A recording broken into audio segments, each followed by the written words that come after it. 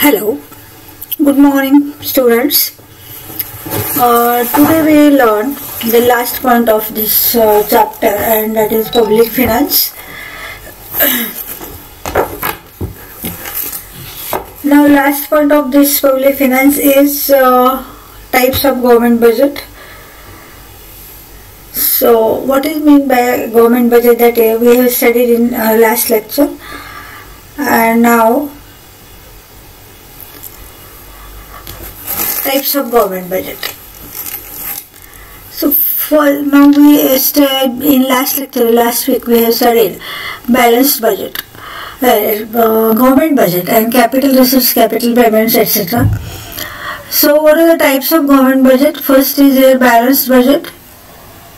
Balanced budget means when revenue and expenditure here are same or are equal, then it is called as balanced budget. Let me see. Government budget is said to be balanced when estimated revenue and expenditure of the government are equal. It means government receipts is equal to government expenditure. It is advocated by classical economist like Adam Smith. तर हे आज आपण गव्हर्नमेंटचे revenue आणि capital payments and receipt हे आपण last लेक्चरमध्ये बघितलं होतं. आता हे टाइप्स ऑफ गव्हर्नमेंट बजेट आणि त्याच्यानंतर इम्पॉर्टन्स हे 2 पॉईंट झाल्यानंतर हा चॅप्टर आपण इथे संपवतो आहे. तर बॅलन्स बजेट म्हणजे काय? जेव्हा गव्हर्नमेंटला मिळालेले पैसे आणि गव्हर्नमेंटचं असणारं एक्सपेंडिचर हे दोन्ही इक्वल असतात त्याला आपण बॅलन्स बजेट असं म्हणतो. आणि एस्टिमेटेड रेव्हेन्यू आणि expenditure of the government are equal. म्हणजे जेवढं गव्हर्नमेंटला पैसे मिळतात त्यातूनच त्याचा एक्सपेंडिचर होतो आणि तेवढ्याच एक्सपेंडिचर असतो. ह्याला आपण बॅलन्स बजेट म्हणतो. म्हणजे रिसीट्स आणि एक्सपेंडिचर्स हे सेम असतात, हे इक्वल असतात. पण हे जे आहे आताच्या काळामध्ये हे बॅलन्स बजेट आपण यूज करत नाही. क्लासिकल इकॉनॉमिक्सने जरी हे सजेस्ट केलेलं असेल तरी बदलत्या काळाप्रमाणे वेलफेअर जर ऑब्जेक्ट असेल तर गव्हर्नमेंटला एक्सपेंडिचर जास्त येतो आणि त्यामुळं इथं हा बॅलन्स बजेट हा जो टाईप आहे तो साधारण ओल्डन डेजमध्ये ॲडम स्मिथ सारखे इकॉनॉमिस्टने हा ॲडव्होकेट केलेला टाईप आहे. त्याच्यानंतर बघा, modern economists believe that policy of balanced budget may not always be suitable for the economy. The modern government are welfare entities and hence they cannot keep their expenditure at the level of their receipts. आता कुठलाही welfare expenditure करायचं असेल तर त्याच्या रिसीटमध्ये जेवढं त्याला पैसे मिळतात त्यातून त्याला वेलफेअर एंटिटीज निर्माण करता येत नाहीत. आता फॉर एक्झाम्पल रेल्वेचं जर तुम्ही एक्झाम्पल घेतलं तर ह्याच्यामध्ये रेल्वेत बघा at reasonable rate government he service provide करत असते. ॲक्च्युअली गव्हर्नमेंटला हे अफोर्डेबल नाही आहे तरी सुद्धा एक वेलफेअर मोटिव्ह डोक्यामध्ये ठेवून किंवा वेलफेअर ऑब्जेक्ट त्यांचा असतो पीपल वेलफेअरचा. तर त्या पीपल वेलफेअरचा ऑब्जेक्ट लक्षात घेऊन गव्हर्नमेंट हे रेल्वेचं डिपार्टमेंट चालवतं. ऑलवेज हे काय असतं, लॉसमध्येच असतं. पण मग अशा वेळी जेवढं मिळते त्याच्यातच तो एक्सपेंडिचर कॉम्पेन्सेट होत नाही किंवा कव्हर होत नाही. म्हणजे आपल्याला जर समाजासाठी काम करायचं असेल तर पैसा जास्त लागतो एका फॅमिलीसाठी. आता तुम्ही जर फॅमिली बजेट बघितलं तर फॅमिली बजेटमध्ये सुद्धा आपल्याला किती अडचणी येतात.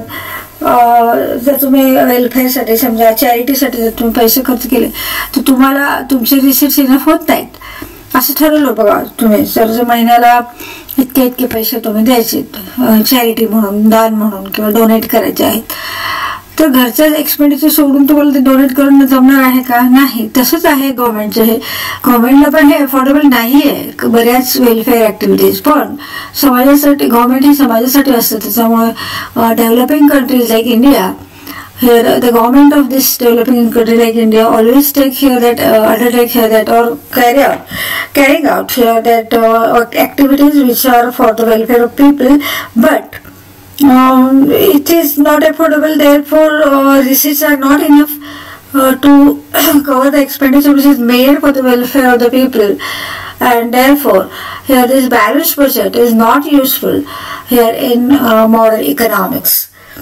तर अशा पद्धतीने हे मॉडर्न इकॉनॉमिक्स आपण बजेट इथं काय आहे आणि बॅलन्स बजेट कसं युजफुल होत नाही हे इथं आपण पाहिलेलं आहे. त्याच्यानंतर आहे बघा surplus budget. Next type of the budget is surplus budget. Government budget is said to be surplus when estimated government receipts are more than estimated government expenditure, and that is anticipated government receipts are greater than anticipated government expenditure. दोन्ही आपण म्हणू शकतो. म्हणजे current situation मध्ये, current period मध्ये जर तुमचे receipts हे एक्सपेंडिचर पेक्षा जास्त असतील तर त्याला आपण सरप्लस बजेट असं म्हणतो. म्हणजे ज्या गव्हर्नमेंटचे किंवा ज्या इकॉनॉमीची इकॉनॉमिक कंडिशन आणि economic development he at highest level असते त्यावेळेस हे असे रिसिट्स जे जास्त असतात आणि एक्सपेंडिचर कमी असतात. जी ऑलरेडी डेव्हलप झालेली आहे कंट्री, ऍडव्हान्स्ड कंट्री आहे, तुम्ही जर इंडिया आणि फॉरेन USA याच्यामधले जर फरक बघितला तर तिथं ती कंट्री ऍडव्हान्स्ड कंट्री आहे किंवा डेव्हलप्ड कंट्री आहे. डेव्हलप्ड कंट्रीमध्ये साधारण सरप्लस बजेट असतं साधारणपणे. So surplus budget is that budget in which receipts are more than expenditure किंवा estimated receipts are more than estimated government expenditure. त्याच्यानंतर आता what is this use of this surplus budget useful during the period of inflation. तर आता बघा surplus budget करण्यासाठी government काय करतं, म्हणजे रिसिट्स जास्तीत जास्त रेव्हेन्यू कलेक्ट करायचा प्रयत्न हे गव्हर्नमेंट करतं. जास्तीत जास्त रेव्हेन्यू कलेक्ट करण्याचा मेन सोर्स कुठला आहे, टॅक्स आहे. हे आपण बघितलं की पब्लिक फायनान्सच्या पहिल्याच बॉन्ड्स मध्ये इनिशियली जे बॉन्ड्स होते त्याच्यामध्ये आपण पाहिले tax revenue and non tax revenue. तर टॅक्स रेव्हेन्यू बद्दल आपण बरंचसं इथं लर्न केलेलं आहे.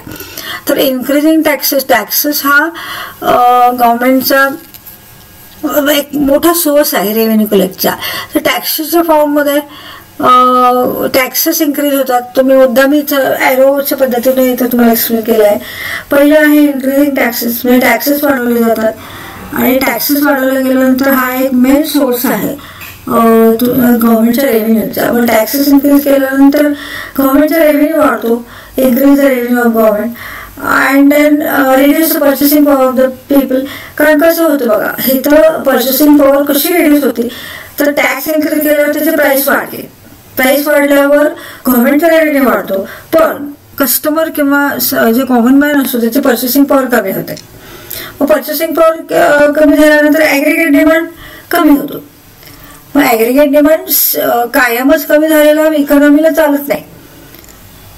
मग ऍग्रिगेट डिमांड प्राइस मध्ये इथं रिडक्शन झाल्यामुळे ऍग्रिगेट डिमांड हा कमी होतो आणि असंच कायम चालत नाही. म्हणजे प्राइस सारख्याच एक्सेस ठेवून चालत नाही. तर ह्याच्यासाठी त्याच्यामुळे हा डिमांड कमी होतो आणि जेव्हा डिमांड कमी झालं तेव्हा तो डिमांड मेंटेन करण्याकरता किंवा त्याची एक पर्टिक्युलर लेवल मेंटेन करण्याकरता आपल्याला प्राइस डाऊनवर्ड मुवमेंट करावं लागतं. आणि अशा पद्धतीने हे इन्फ्लेशनमध्ये व्हेरी युजफुल आहे. आता इन्फ्लेशन म्हणजे काय, अनेक वेळा तुम्हाला सांगितलं की जनरल प्राइस लेवलमध्ये जेव्हा इन्क्रीज होते तेव्हा त्याला आपण इन्फ्लेशन असं म्हणतो. आणि मग इन्फ्लेशनमध्ये कसं युजफुल आहे आणि जनरल प्राइस लेवल ही कशी कमी होते ह्या सरप्लस बजेटने हे याच्यामध्ये त्याने दाखवलं. इन्फ्लेशनचा मिनिंग काय होतो, general increase in general price level. आणि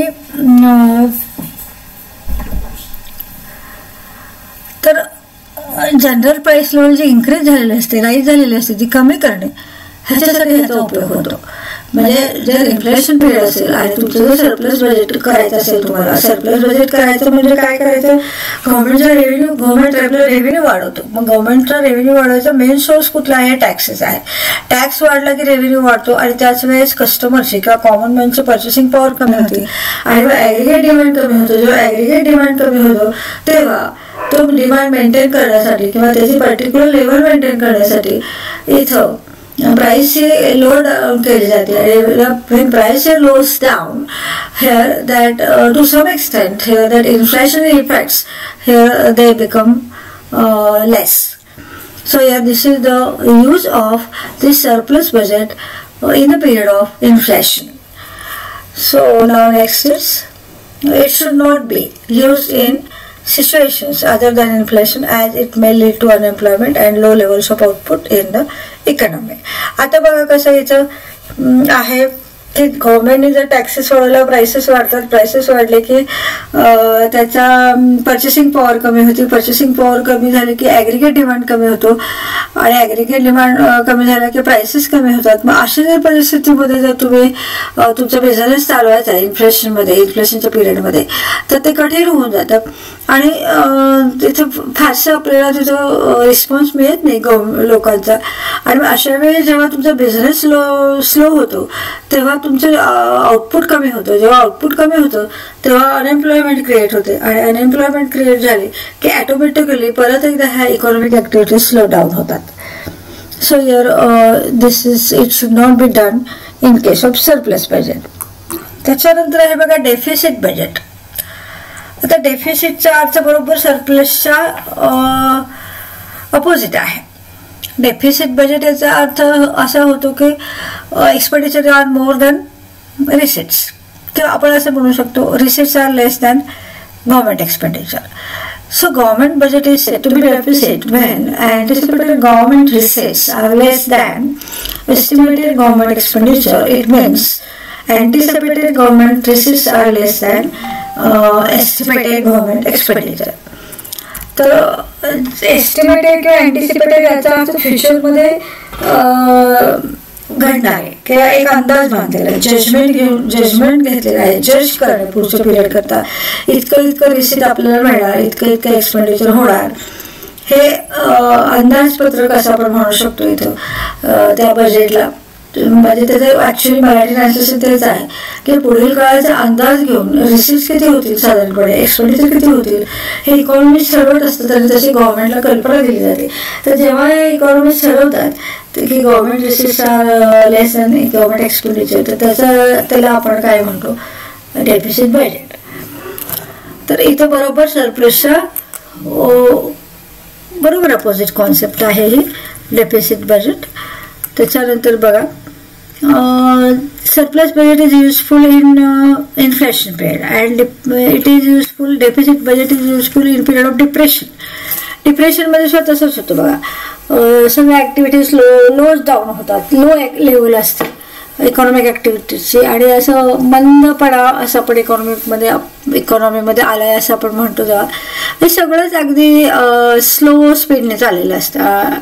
एम्प्लॉयमेंट म्हणा, अनएम्प्लॉयमेंट मोठ्या प्रमाणामध्ये होते, त्याचं प्रोडक्शन कमी होतं. परत म्हणजे ओव्हरऑलच इकॉनॉमिक ऍक्टिव्हिटी मग कस्टमरचे असू दे, प्रोड्युसरचे असू दे, गव्हर्नमेंटचे असू दे, फिनान्शियल इन्स्टिट्यूशनचे असू दे, कुठलेही तुम्ही व्हेरिएबल घ्या इकॉनॉमीचे, तर त्याचे लो लेवल एकदम असते इकॉनॉमिक ऍक्टिव्हिटीचे. तर त्याच्यामुळे त्याचं काय होतं पिरियड हा अनएम्प्लॉयमेंटमध्ये होतो. म्हणजे डिप्रेशनचा अर्थ काय होतो की very low level of all output, production, consumption. तर अशा सिच्युएशनमध्ये त्याचा रिझल्ट कशावर होतो, अनएम्प्लॉयमेंट.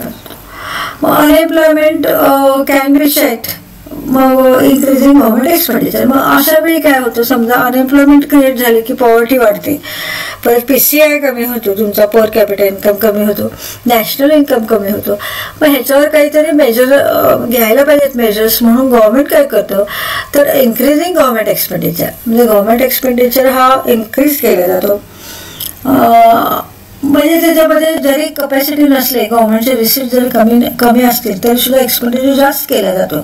कारण हे अनएम्प्लॉयमेंटचा प्रॉब्लेम सोडून किंवा मेजर इश्यू आहे, तर तो मेजर इश्यू दूर करण्याकरता गव्हर्नमेंट स्वतःचं एक्सपेंडिचर वाढवते बाय बॉरोइंग मनी थ्रू डेफिसिट फिनान्सिंग.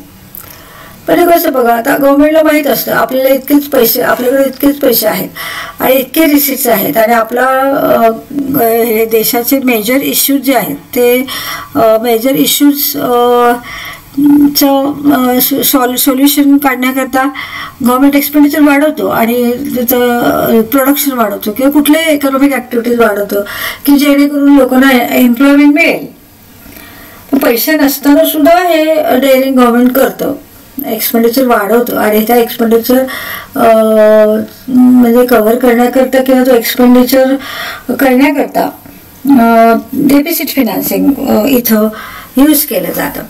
आता तुम्हाला प्रश्न पडला असेल की डेफिसिट फायनान्सिंग म्हणजे काय असतं. बघा, डेफिसिट फायनान्स ही अशी एक प्रॅक्टिस असते की ज्याच्यामध्ये गव्हर्नमेंटचे रिसीट्स कमी असतात, रेव्हेन्यू जास्त असतात आणि रेव्हेन्यू किंवा रिसीट्स कमी असतात आणि एक्सपेंडिचर जास्त असतो आणि मग ते एक्सपेंडिचर करण्याकरता गव्हर्नमेंट बॉरो करतं फंड्स, म्हणजे पब्लिककडून मागतं किंवा पब्लिककडून मागतं म्हणजे कुठल्या स्वरूपामध्ये मागतं, त्या डिबेंचरच्या स्वरूपामध्ये मागतं. डिबेंचर्स असू देत, लोन असू दे, आता अशा पद्धतीने कुठल्याही पद्धतीने ते मनी बॉरो करतात आणि तो वाढवलेला एक्सपेंडिचर आहे, तो वाढवलेला एक्सपेंडिचर ते कव्हर करतात. तर ह्याला आपण डेफिसिट फायनान्सिंग असं म्हणू शकतो. किंवा असं असतं बघा, डेफिसिट फायनान्सिंग ही टर्म तुम्हाला माहिती पाहिजे की डेफिसिट फायनान्सिंग याचा अर्थ काय होतो. तर ज्या वेळेस गव्हर्नमेंटच्या एक्सपेंडिचर जास्त एस्टिमेटेड होतो आणि एस्टिमेटेड एक्सपेंडिचर करण्याकरता गव्हर्नमेंटकडे जर पैसे नसतील तर गव्हर्नमेंट हे तो एक्सपेंडिचर करण्याकरता मनी बॉरो करतं. ही जी सिच्युएशन आहे त्याला आपण डेफिसिट फायनान्सिंग म्हणतो. बॉरो करताना ते मे बी RBI कडनं घेत असेल किंवा लोकांच्याकडून डिबेंचर्स इश्यू केले जात असतील किंवा गव्हर्नमेंट बॉन्ड्स इश्यू केले जातील आणि त्याच्यापासून मग ते त्याचं हे केलेले असतील तर त्याला आपण काय म्हणतो, डेफिसिट फायनान्सिंग असं म्हणतो. तर हे डेफिसिट फायनान्सिंगचे उद्देश काय आहेत बघा, ते सोर्सेस काय आहेत. तर CRR कमी केला जातो बँकेचा, कॅश जो रेशो, म्हणजे कमर्शियल बँकेला एक particular percentage of its deposit ते RBI मध्ये ठेवावे लागतात, त्याला आपण काय म्हणतो, याचं CRR म्हणतो. CRR कमी करणे किंवा न्यू करन्सी नोट इश्यू करणे किंवा रिझर्व्ह बँकेकडनं कर्ज घेणं, असे हे सोर्सेस आहेत डेफिसिट फायनान्सिंगचे. मग त्याचे ऑब्जेक्टिव्ह असतात. डेफिसिट फायनान्सिंग कशा करता केलं जातं. तर तिथे वॉर जर झालं तर ते वॉरचा खर्च भागवण्यासाठी डेफिसिट फायनान्सिंग करतात. डिप्रेशन, आता मी सांगते तुम्हाला, डिप्रेशनचे हे करण्याकरता करतात. तर असं ते डेफिसिट सबसिडी देण्याकरता करतात किंवा रिसोर्सेस मोबिलाइज करण्याकरता देतात किंवा ऍग्रिगेट डिमांड वाढवण्याकरता देतात. म्हणजे असे वेगवेगळ्या प्रकारचे जे ऑब्जेक्टिव्ह आहेत त्या डेफिसिट फायनान्सिंग, तर त्यातला हा एक ऑब्जेक्टिव्ह आहे, दॅट इज डिप्रेशन.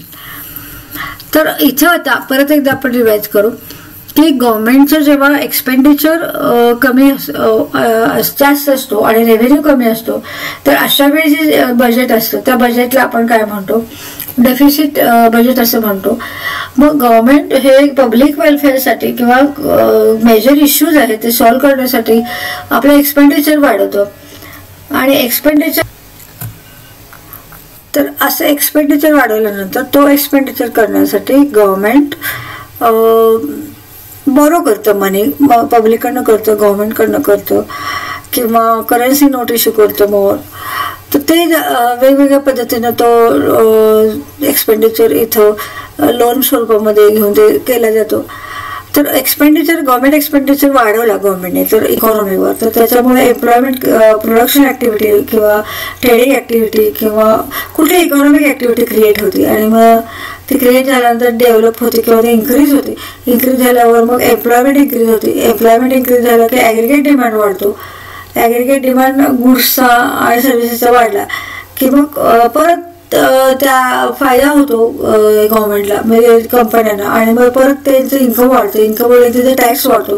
टॅक्सच्या स्वरूपामध्ये परत गव्हर्नमेंटला याचा रेव्हेन्यू मिळायला लागतो. म्हणजे वेळेला गव्हर्नमेंट काय करतं, जे डिप्रेशनच्या पिरियडमध्ये आपला खर्च वाढवतं, जरी त्यांच्याकडे पैसे नसले तरी डेफिसिट फायनान्सिंग करून खर्च वाढवतो आणि तो खर्च हा अनएम्प्लॉयमेंटचा जो इश्यू आहे तो दूर करण्याकरता केला जातो. ऍक्टिव्हिटी वाढवली जाते, इकॉनॉमिक ऍक्टिव्हिटी इन्क्रीज केली जाते आणि इन्क्रीज झाल्यानंतर एम्प्लॉयमेंटमध्ये वाढ होते. एम्प्लॉयमेंटमध्ये वाढली की PCI मध्ये वाढ होते. PCI वाढला की ऍग्रिगेट डिमांड वाढतो. ऍग्रिगेट डिमांड वाढलं की परत एकदा इन्कम वाढतं आणि परत एकदा एम्प्लॉयमेंट ऑपॉर्च्युनिटीज क्रिएट होतात आणि परत त्यांना जो फायदा मिळालेला असतो प्रोड्युसरला तो परत रिइन्व्हेस्ट केला जातो आणि अशा तऱ्हेने इकॉनॉमी ही डिप्रेशनमधून बाहेर येण्याचा प्रयत्न करते.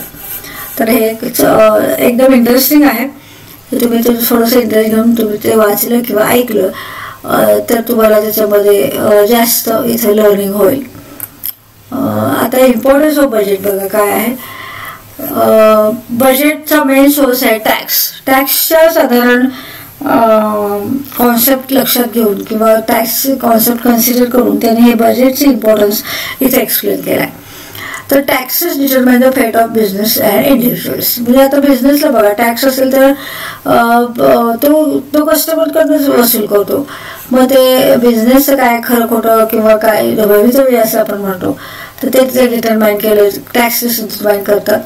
The level of disposable income of taxpayer depends on the tax rates presented in the budget. जर समजा टॅक्स जास्त असेल तर त्याचं मोस्ट ऑफ द इन्कम हे इन्कम टॅक्स भरण्याकरता जातं. त्याच्यामुळे डिस्पोजेबल इन्कम याचा अर्थ कन्झम्पशनसाठी वापरण्यात येणारा इन्कम इथं कमी होतो आणि त्याच्यामुळे ऑटोमॅटिकली कन्झम्पशन कमी होतं. म्हणजे जे इंजुरियस टू हेल्थ आहेत कन्झम्पशन गुड्स त्याचं ऑटोमॅटिकली इथं कन्झम्पशन कमी होतं. त्याच्यानंतर government expenditure on various sides such as defence, administration, infrastructure, education and health etc. affect the lives of the citizens and overall economy. Tax जर वाढवला तर त्याचा रेव्हेन्यू वाढतो. रेव्हेन्यू वाढला की ही त्याची लिस्ट दिली आहे या सगळ्यासाठी हेल्थ असू दे, इन्फ्रास्ट्रक्चर असू दे, ॲडमिनिस्ट्रेशन असू दे, डिफेन्ससाठी असू दे त्यासाठी तो खर्च केला जातो आणि ओव्हरऑल इकॉनॉमीची डेव्हलपमेंट इथं करण्याचा प्रयत्न असतो.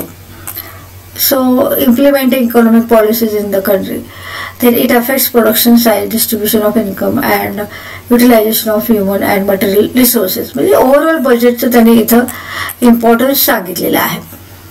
तर ओव्हरऑल असं त्यांचं पहिलं तर 2 पॉईंट त्यांनी टॅक्सेस घेतलेत. त्याच्यानंतर कसे वेलफेअरची कामं कसं